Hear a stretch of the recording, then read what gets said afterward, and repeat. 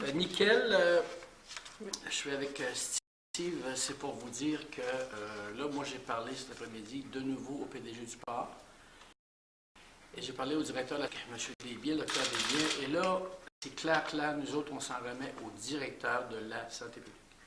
Légalement, de toute façon, c'est son dossier avec lui. Il nous avait sollicité pour qu'on travaille ça avec lui et on lui a répondu, nous autres, le 13. On a 4 personnes qui s'en vont travailler avec lui pour essayer de faire l'analyse de la situation. Alors, nous, on s'en remet complètement au public parce que là, il y a 1000 personnes qui interviennent dedans. Là. Puis rendu là, de toute façon, légalement, c'est la tâche, la responsabilité du directeur de la santé publique. Alors, on va s'en remettre. Et Steve, tu n'as pas vu les études?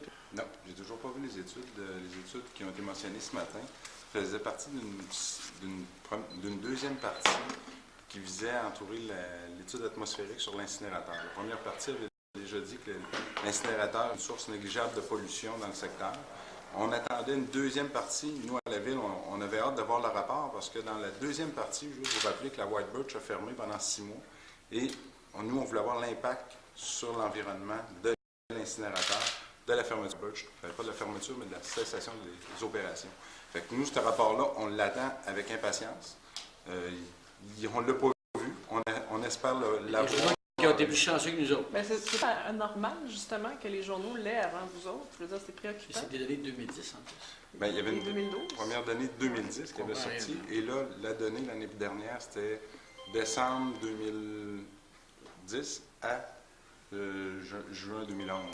C'était 6 mois. Puis là, on attendait un autre. Il nous disait dans un an, on allait avoir les résultats. Fait qu'il y a eu des journaux qui l'ont eu avant nous. Mais il n'aurait pas été supposé de vous appeler pour vous dire qu'il y avait du nickel? Bien, normalement, il aurait dû communiquer avec nous autres. Mais encore là, qu'est-ce qu'il y a dans le rapport? On le sait-tu vraiment? Je ne sais plus.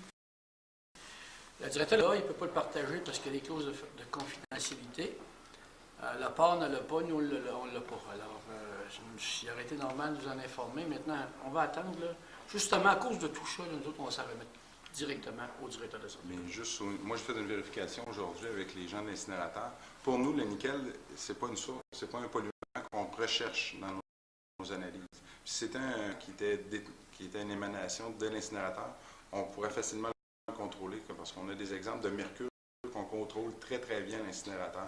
Mais le nickel, nous, c'était pas préoccupation parce que ça ne vient pas de l'incinérateur.